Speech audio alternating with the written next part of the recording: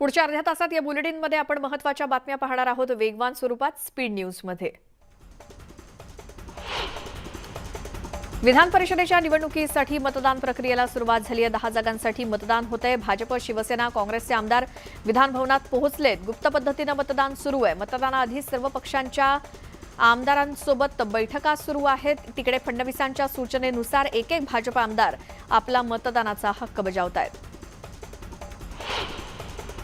विरोधी पक्षनेते देवेंद्र फडणवीस विधान भवनात पोहोचलेले आहेत आणि या निवडणुकीत 5ही उमेदवार आमचे निवडून यावेत यासाठी भाजपने खास रणनीती आखली आहे। तर शिवसेनेकडून सुद्धा मोर्चे बांधणी करण्यात आली आहे। आदित्य ठाकरे वेस्टर्न हॉटेलमधून आमदारांच्या बसमधूनच विधान भवनात आले।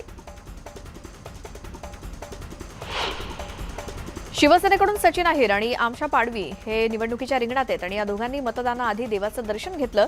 विधान परिषद विरोधी पक्षनेते प्रवीण दरेकर यांनी सुद्धा प्रभादेवी इथल्या सिद्धिविनायकाचं दर्शन घेतलं। यावेळी उमेदवार प्रसाद लाड देखील त्यांच्यासोबत होते।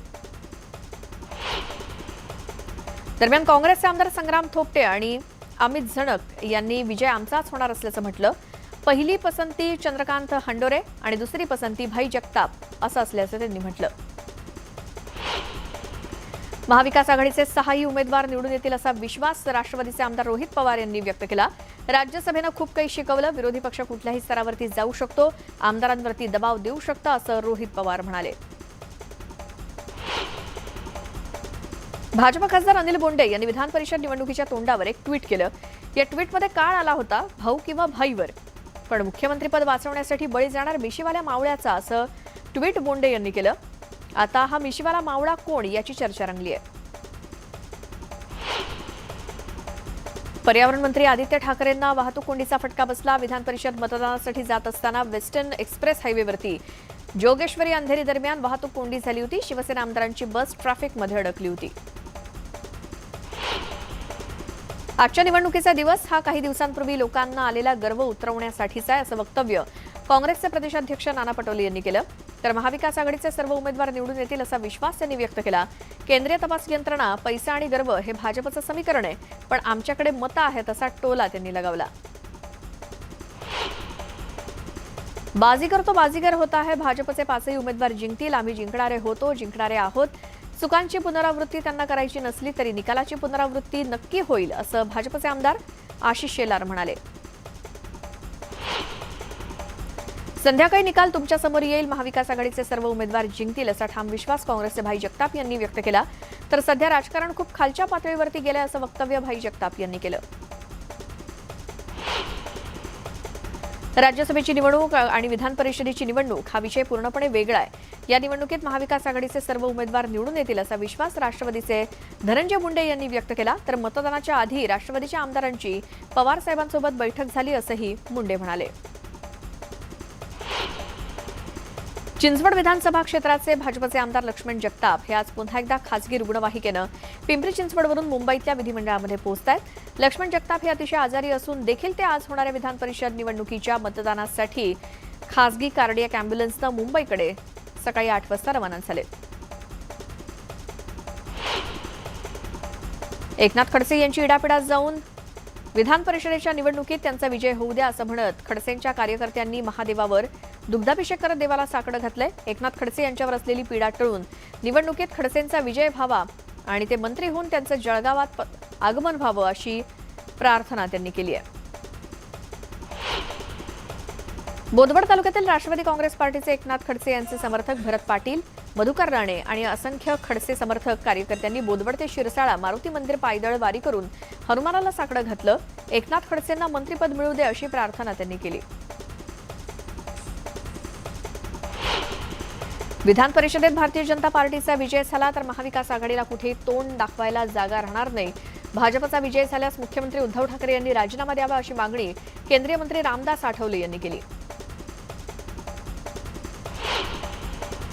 मलिक आणि देशमुख यांनी सुप्रीम कोर्टात याचिका दाखल केली आहे। विधान परिषद निवडणुकीत मतदानासाठी त्यांनी सुप्रीम कोर्टामध्ये धाव घेतली आहे आणि सुप्रीम कोर्टात दुपारी 12 वाजता सुनावणी होणार आहे। नॅशनल हेराल्ड कथित आर्थिक गैरव्यवहार प्रकरणी काँग्रेसचे खासदार राहुल गांधींची आज पुन्हा एकदा ईडीकडून चौकशी केली जाणार आहे. याआधी सलग 3 दिवस राहुल गांधींची चौकशी करण्यात आली होती. तर या चौकशीवरून आक्रमक झालेल्या काँग्रेसचं शिष्टमंडळ राष्ट्रपती रामनाथ कोविंद यांची भेट घेणार आहे. या भेटीमध्ये दिल्ली पोलिसांनी काँग्रेस नेत्यांसोबत केलेल्या गैरव्यवहाराची माहिती कोविंद यांना देण्यात येईल. पंकजा मुंडे मंगळवारी पाथर्डीमध्ये मोहटा देवीच्या दर्शनाला येत आहेत. तिथे पंकजा कार्यकर्त्यांशी संवाद साधताना नेमकी काय भूमिका घेतात याकडे लक्ष असून समर्थकांनी जोरदार शक्ती प्रदर्शन करण्यासाठी समाज माध्यमातून मोहीम चालवली आहे. 100 कोटी वसुली प्रकरणात अटकेत असलेल्या अनिल देशमुख आणि सचिन वाझेनं जामिनासाठी कोर्टात अर्ज केलाय. त्याच्या जामीन याचिकेवरती सुनावणी होण्याची शक्यता आहे. त्यामुळे दोघांना जामीन मिळतो का हे पाहावं लागेल. महाराष्ट्र नवनिर्माण सेनेचे अध्यक्ष राज ठाकरे यांच्यावरती आज मुंबईमध्ये शस्त्रक्रिया पार पडतेय. ही शस्त्रक्रिया व्यवस्थित पार पडावी आणि त्यांना उत्तम आरोग्य लाभावे यासाठी पुणे शहरातील जागृत देवस्थानात महाराष्ट्र नवनिर्माण सेनेच्या वतीनं अभिषेक आणि आरती केली जाते.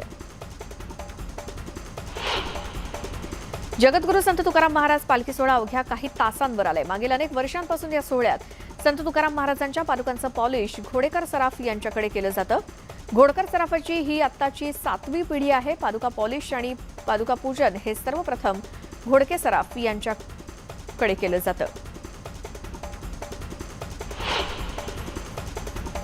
दरम्यान संत तुकाराम महाराजांच्या पादुका घोडके सराफ यांच्याकडून पॉलिशिंग झाल्यानंतर ते इनामदार वाड्याकडे नेण्यात येतात. इथे पादुकांचं पूजन केलं जातं आणि मग वाजत गाजत या पादुका मानकरी डोक्यावरती घेऊन इनामदार वाड्याकडे घेऊन जातात.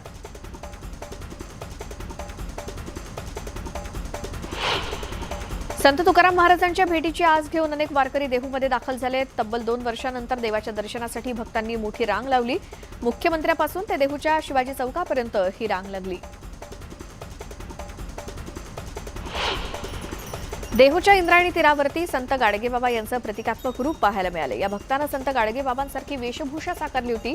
शेतीची कामं बाकी असल्यानं लवकरात लवकर पाऊस पडावा यासाठी या प्रतिकात्मक गाडगेबाबांनी पांडुरंगाकडे पाऊस पडण्याचं साकडं घातलं. तसंच वारीच्या ठिकाणी स्वच्छता राखण्याचं आवाहन देखील त्यांनी नागरिकांना केलंय. आज जगद्गुरू संत श्रेष्ठ तुकोबा महाराजांच्या पालखीचं प्रस्थान होणार आहे. देहूमध्ये आज पहाटे काकड आरती, त्यानंतर विठ्ठल रुक्मिणीची महापूजा आणि मग मंदिरात आकर्षक अशी फुलांच्या सजावट करण्यात आली आहे. पहाटे 5 वाजता इथे अभिषेक महापूजा करून पांडुरंगाची आरती देहू संस्थानचे अध्यक्ष आणि प्रमुखांच्या हस्ते झाली. यावेळी विठ्ठल रुक्मिणी मातेचं मनमोहक रूप दिसत होतं.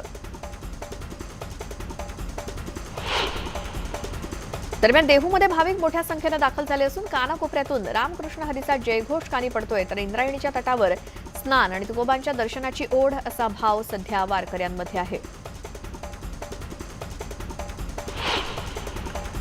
देहूत आज तुकोबांच्या पालखीचं प्रस्थान होणार असून यासाठी अनेक भाविक वारकरी देहूमध्ये दाखल झालेत. या सर्व पार्श्वभूमीवर देहू प्रशासन सज्ज आहे.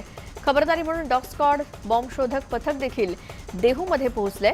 यावेळी मंदिर आणि परिसराची पाहणी करण्यात आली.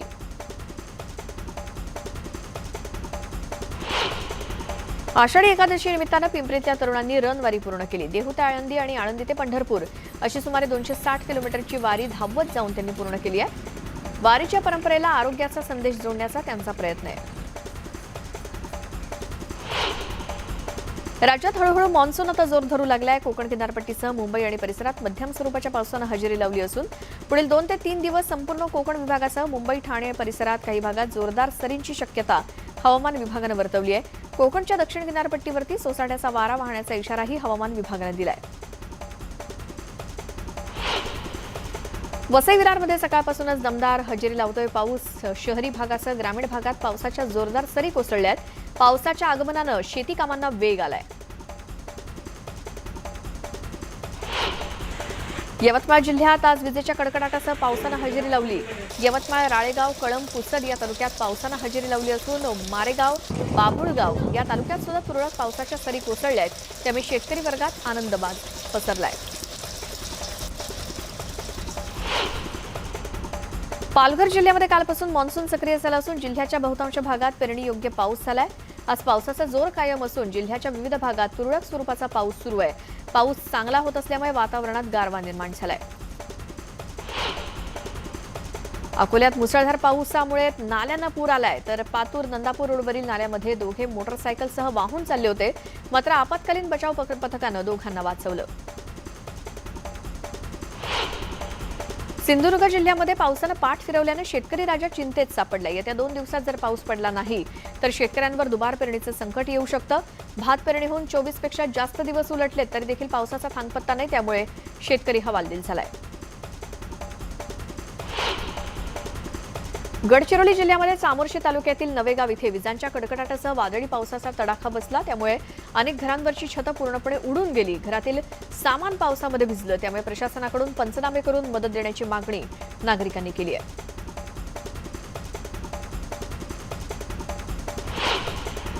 गडचिरोली जिल्ह्यातील चिचोडा बॅरेज आणि मेडीगट्टा कालेश्वर धरणाचे काही दरवाजे उघडण्यात आलेत. यात चामोर्शी तालुक्यातील चिचोडा बॅरेजचे सर्व 38 गेट उघडले, तर मेडीगट्टा धरणाचे 85 पैकी 1 दरवाजा उघडण्यात आलाय. पावसाळा सुरू झाल्यानंतर पहिल्यांदाच या दोन्ही धरणाचे दरवाजे उघडले गेलेत. बोरिवलीतील चिकुवाडी लिंक रोडवरती काल रात्री ट्रक उलटल्याची घटना घडली आणि रस्ता खचल्यामुळे हा ट्रक उलटला असून रस्त्याच्या कडेला ट्रक पडल्यानं मोठा अपघात टळला. तर न्यूज 18 लोकमतचे प्रेक्षक गिरीश धोत्रे यांनी अपघाताची चित्र मोबाईलमध्ये कैद केली होती. भिवंडीतील भादवड येथील तलावामध्ये बुडून एका कामगाराचा मृत्यू झालाय. मृतदेह तलावावरती तरंगताना दिसल्यामुळे ही घटना उघड झाली. पोलिसांनी मृतदेह ताब्यात घेतलाय. भिवंडी शहरातील गुलजार नगरमधील हुमा मेडिकलमध्ये चोरीची घटना घडली. मेडिकलच्या भिंतीला होल करून मेडिकलमधून तब्बल 25,000 रुपये चोरून नेण्यात आले. चोरीची घटना सीसीटीव्हीत कैद झाली. पोलीस चोराचा शोध घेत आहेत.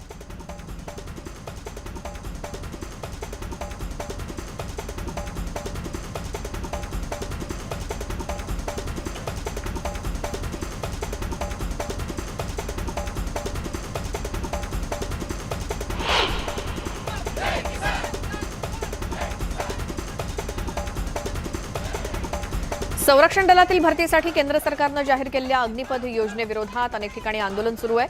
या योजनेच्या विरोधात राष्ट्रवादी काँग्रेस पार्टीनंही मुंबईमध्ये आंदोलन पुकारलं.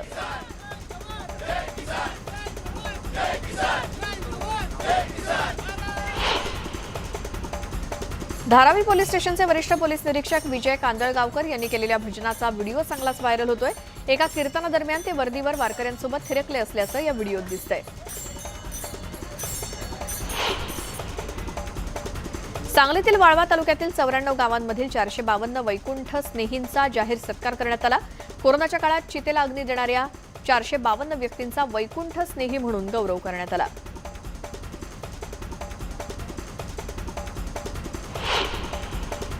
केंद्र सरकारनं आपत्कालीन सैन्य भरतीसाठी अग्निपथ योजनेची घोषणा केल्यानंतर देशभरात ठिकठिकाणी तरुण रस्त्यावरती उतरलेत. याच पार्श्वभूमीवर गोंदिया रेल्वे स्टेशनवर पोलिसांचा कडक बंदोबस्त पाहायला मिळाला.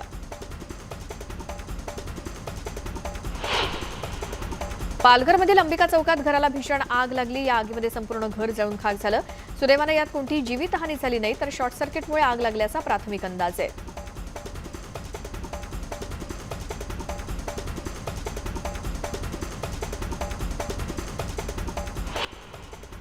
अहमदनगरमध्ये सोसायटीच्या निवडणुकीच्या निकालानंतर काढलेल्या मिरवणुकीत 2 गटात हाणामारी झाली. त्यात अजय पालवे या तरुणाचा जागीच मृत्यू झाला. या प्रकरणी 9 जणांना पोलिसांनी अटक केली आहे.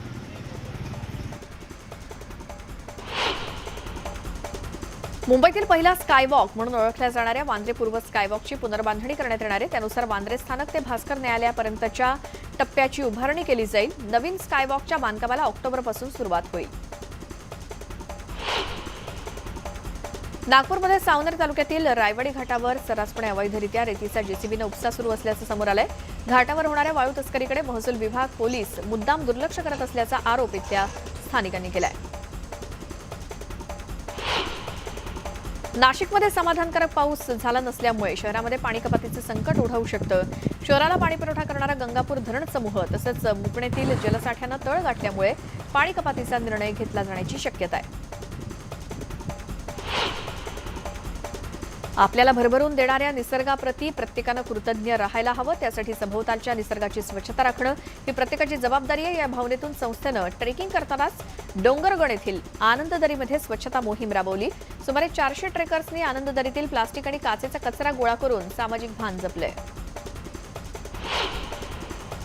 8व्या आंतरराष्ट्रीय योग दिनानिमित्तानं पंढरपुरात आयुष मंत्रालय, भारत सरकार, पतंजली योगपीठ आणि पांडुरंग सहकारी साखर कारखान्याच्या वतीनं योगविषयक शोभायात्रा काढण्यात आली. यामध्ये महिलांचा, विद्यार्थ्यांचा सहभाग होता.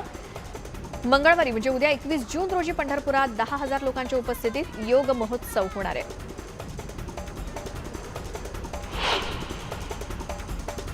आणखी अशा स्पीड न्यूज पाहणार आहोतच, मात्र एक छोटासा ब्रेक घेऊन लगेच परत येऊया. तुम्ही पाहता न्यूज 18 लोकमत.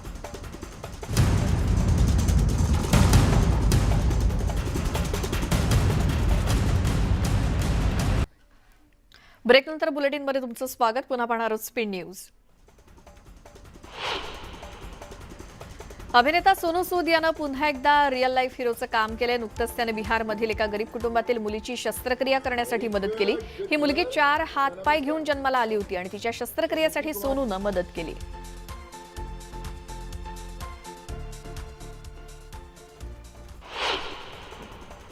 बॉलिवूड अभिनेता हर्षवर्धन राणे याचा एक वेगळा चाहता वर्ग आहे. हर्षवर्धन हा आपल्या फिटनेसमुळे नेहमी चर्चेत असतो. नुकताच एक व्हिडिओ हर्षवर्धननं शेअर केला. यात तो नवी ट्रिक शिकताना दिसतोय.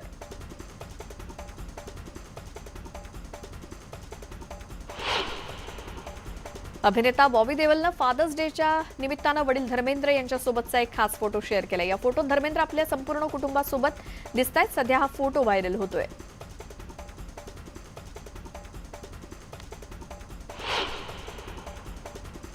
या स्पीड न्यूज सोबतच या बुलेटिनमध्ये आपण इथेच थांबतोय. सगळ्या ताज्या बातम्यांच्या अपडेटसाठी न्यूज 18 लोकमतच्या YouTube चॅनलला सबस्क्राईब करा. फेसबुक, ट्विटरवरती सुद्धा आम्हाला फॉलो करा. यानंतरच्या बुलेटिनमध्ये महत्त्वाच्या घडामोडींसह माझी सहकारी येते रेणुका.